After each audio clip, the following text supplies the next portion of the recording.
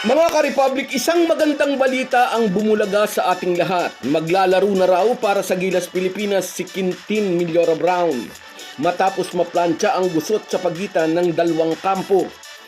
Isang may impluwensya di umanong individual ang naging tulay upang mapapayag ang kampo ni QMB na muling isuot ang national jersey para sa nalalapit na laban ng Gilas kontra sa dalawang powerhouse team na New Zealand at Australia. Muntik na natin siyang hindi masilayan sa darating na laban ng Gilas. Ang dahilan, kapabayaan ng ilang opisyal ng SBP. Kundi pa kinalampag ng media, hindi kikilos ang mga kinauukulan. Pag-uusapan po natin yan, pero bago ang lahat ay maglalambing po ako sa inyo na isubscribe ninyo itong ating channel at kung di masyadong makakaabala ay i-like at paki-share na rin ninyo. Malaking bagay po yan sa aming mga vlogger. Maraming salamat. Mga ka-Republic, bagong pasok pa lang ang buwan ng Enero, pinag-uusapan na ang nakatakdang dalawang malaking laban ng Gilas Pilipinas sa dalawa ring malakas na team, ang New Zealand Tall Blacks at ang Australian Boomers.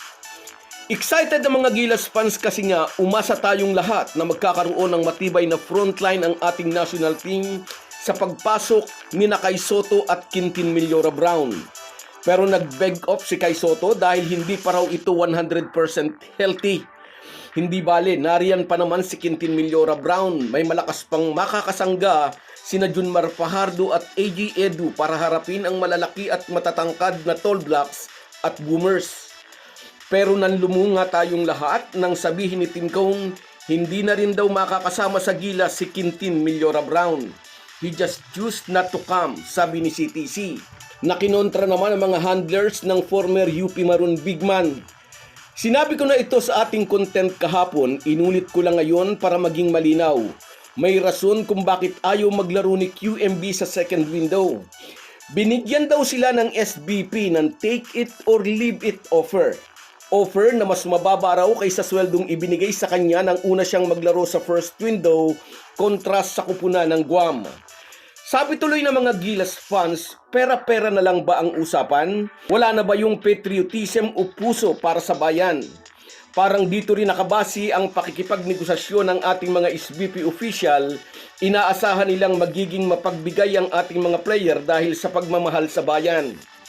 Pero sa modernong basketball world, hindi na po nagiging sapat ang pagmamahal sa bandila. Sakali pong ma-injured sila habang naglalaro sa ating national team, sino ang magbabayad ng kanilang hospital bills? Sino ang sasagot sa kanilang rehabilitasyon? Sa ngayon po ay malaking red flag ito para sa mga players. Ipinaalala rin po ng mga handlers ni Quintin Millora Brown, sariling pera ni QMB ang kanyang ginastos nang iapila nila sa FIBA ang kanyang status para kilalanin siya bilang local player. Malaking bagay para sa Gilas ang pagiging local player ni QMB, isang 6'10 na hindi na makikipag-agawan ng slot sa naturalized player na si Justin Brownlee kasi nga kinilala na siya ng FIBA bilang local player.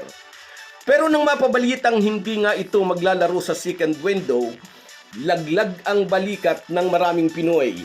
At sabi nga ni Homer Saison, tiyak na tatambakan tayo ng New Zealand at Australia dahil wala nang makakatulong sina Junmar Fajardo at AJ Edu. Ngunit nag-iba ang ihip ng hangin dahil kahapon may mga report na isang maimpluwensyang personalidad daw ang naging tulay upang maayos ang gusot sa pagitan ng kampo ni QMB at ng SBP.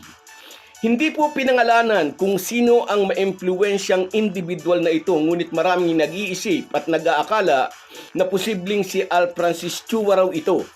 Kung kayo nga po sir, salamat. At kung iba ang tinutukoy, salamat po mga sirs. At least malaki ang ilalakas ng ating national team. Pero dapat pa rin po nating pansinin bakit kinailangan pang may makialam na influential person para lang maplantsa ang gusot. Ang pag-aasikaso po ng kontrata ni Millora Brown ay di na dapat pang kalampagin muna ng media bago aksyonan ng SBP. Yung contract kasama ang insurance ng isang player sakaling ma-injured while playing for the national team, alam naman po nating lahat na kailangan iyon. Bakit nyo pa pinatatagal bago ayusin? Maganda sana ang mga plano ni Tim Cone para sa ating national team, ngunit dahil kulang ang SBP sa mga kaukulang aksyon, naiipit din ang Gilas coach at pilit niyang pinagtatakpan ang pagkukulang ng mga kinauukulan. At salamat sa influential person na nagplansya ng gusot. Amin po natin, polarizing itong kolumnistang si Homer Saison. Pero tanggapin natin ang katotohanan, kung hindi dahil sa matalas niyang panulat at walang takot na pagkalampag, baka hanggang ngayon ay nganga pa rin ang Gilas. Si Homer Saison ang unang sumigaw, siya ang nagsilbing watchdog.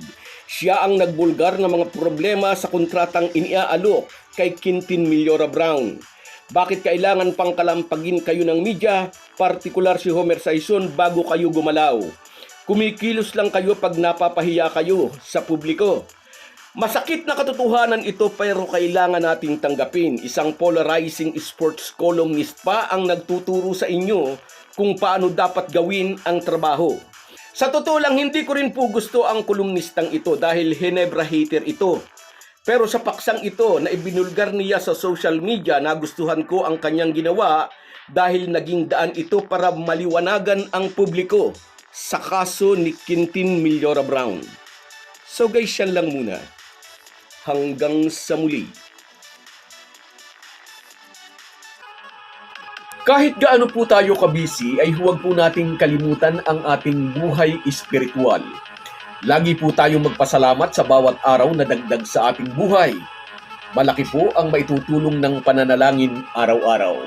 Isang paalala po mula sa inyong Halo-Halo Sports Republic.